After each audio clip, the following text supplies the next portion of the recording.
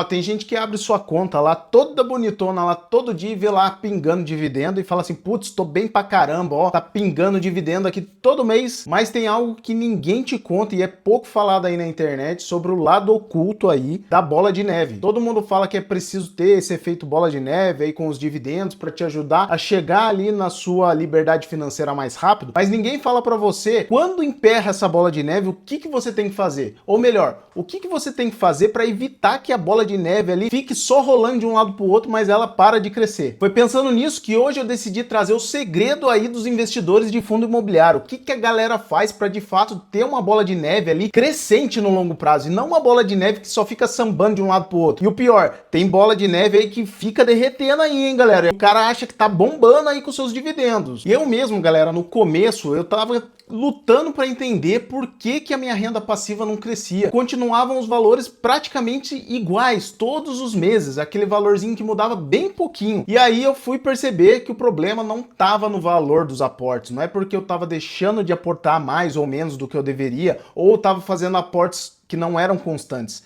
Muito pelo contrário, eram os ativos e os fundos imobiliários que eu tinha escolhido. Vamos pensar aí na historinha do Rafael. O Rafael estava lá começando a investir, olhou ali para uns fundos imobiliários que pagavam bem, tinham os dividendos bem altos aí no mercado. Nunca parou para ver se o fundamento do fundo ali era sólido e o fundo estava tendo uma crescente no mercado, seja de cota ou dos dividendos, proventos que o fundo imobiliário estava pagando. Ele nunca parou para fazer essa análise. 2 anos depois, ele parou, olhou a renda dele ali, os dividendos e falou, ué, parece que o negócio não cresce aqui, cai os dividendos ali, eu tô reinvestindo, mas não tá crescendo, parece que o valor tá igual ou até menor. Ou se cresceu, cresceu muito pouco. Se o seu dividendo não cresce, não tem um crescimento real acima da inflação, você tá só mantendo ali o seu padrão de vida. Você não vai conseguir chegar numa liberdade financeira só rolando a inflação, ou seja, só conseguindo se proteger da inflação. Você precisa ter ganho real na sua carteira. Vamos fazer uma análise aqui. Eu trouxe 3 fundos imobiliários bem conhecidos no mercado para a gente dar uma pensada junto e fazer essa análise em conjunto aqui. O primeiro é o RECT11, o segundo é o PVBI11 e o terceiro é o BTLG11.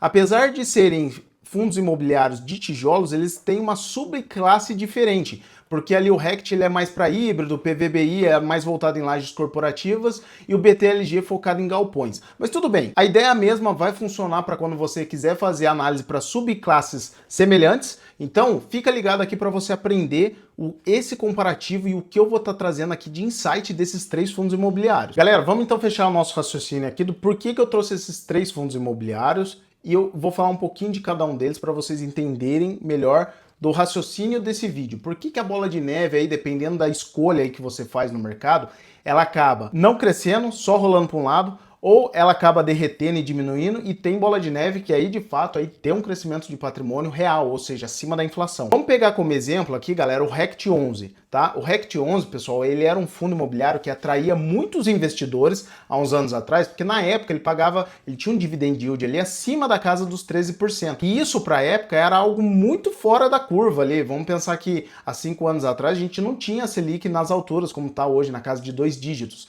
Então, muita gente ali foi tentada, ali foi chamada para investir nesse fundo imobiliário porque acabava só olhando dividend yield. Só que o que aconteceu? Boa parte do pagamento do fundo imobiliário vinha ali de vendas pontuais de imóveis que ele fazia ali no mercado. Ou seja, era uma receita não recorrente, né? Diferente ali quando você tem uma receita recorrente do fundo, que é algo sustentável na operação ali no negócio que aquele fundo imobiliário opera. Na época era comum você ver aluguéis baseados em reservas ou contratos frágeis ali, né, que não suportavam o choque econômico. E aí por conta disso, galera, o fundo imobiliário desabou. Vou estar deixando aí na tela aí para vocês verem como a cota do fundo imobiliário derreteu, assim como também o pagamento de proventos desse fundo imobiliário foi caindo ano após ano. Esse caso do RECT11, pessoal, é um caso onde o investidor escolheu ali o fundo imobiliário para fazer sua bola de neve, mas acabou que sua bola de neve derreteu, né? Acabou que ele foi perdendo ali até para a inflação há alguns anos. O potencial ali do fundo acabou se deteriorando e daí ele viu a sua carteira para esse fundo imobiliário perdendo na desvalorização de cota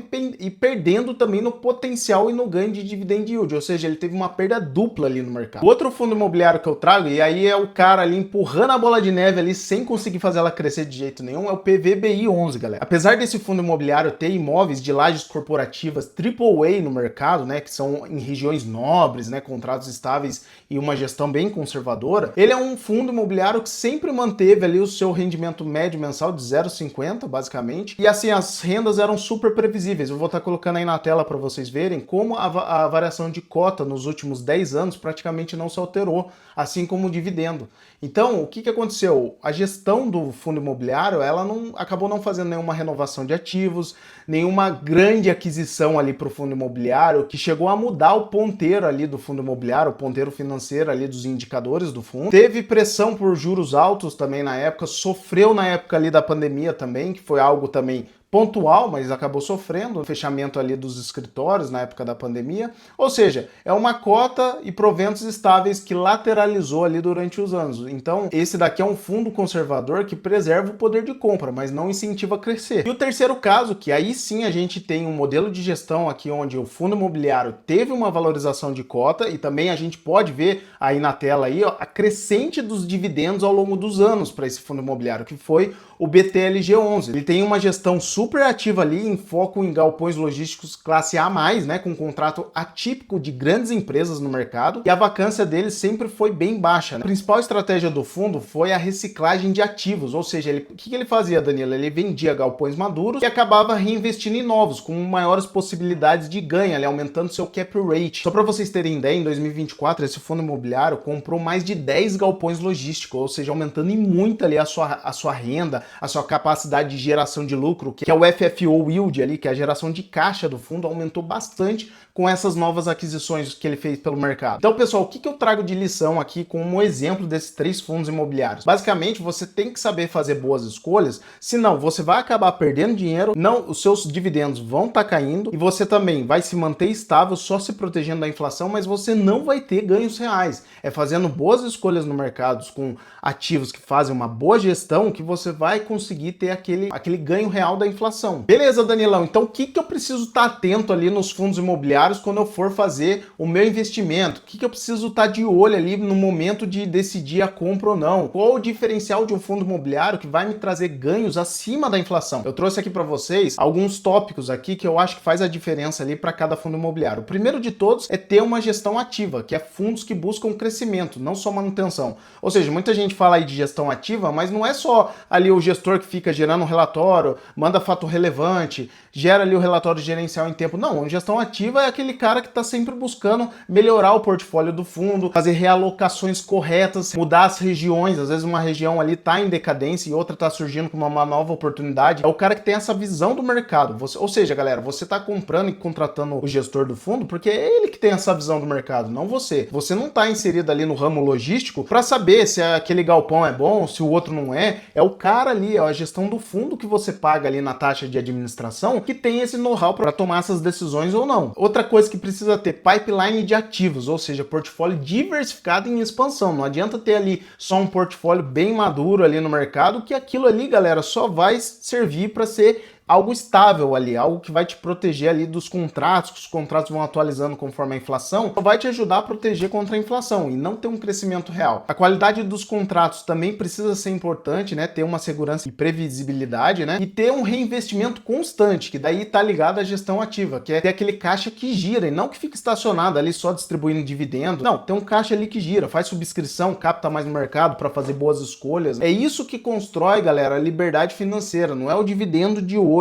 É o quanto ele cresce com o tempo, tá bom? E aí, galera, eu trouxe um insight aqui pra vocês, que é uma frase aqui que eu só comecei a ver a mágica acontecer da bola de neve quando eu parei de buscar dividend yield. Quando eu parei de olhar aqueles dividend yields altíssimos e comecei a procurar fundos com visões estratégicas, que crescem com o país, com o setor, com os inquilinos, né? Que não só pagam bem, mas que pagam melhor a cada ano, que tem um crescimento. Quando vocês forem fazer uma análise, galera, de um fundo, pega ali os 12 meses e os 12 últimos meses para trás e vê se teve um crescimento real acima da inflação. Agora, galera, eu concluo falando assim, ó, só a bola de neve parou, talvez o problema não seja o valor que você investe, né? Talvez seja onde você está investindo, né? Porque, ó, o RECT 11 ele te paga, mas te prende. O PVBI te protege, mas te estagna. O BTLG 11 ele te escala e te faz crescer, te busca ali, te faz chegar na sua liberdade financeira. Então, galera, não é recomendação de investimento. Logicamente que, eu tô falando bem do BTLG porque eu tô aqui mostrando números, né? Mas é importante vocês fazerem as suas análises, fazer boas escolhas. esse insight aqui do crescimento e valorização de cota e, acima de tudo, olhar se os dividendos estão tendo um ganho real da inflação é algo que pouca gente fala aí no mercado.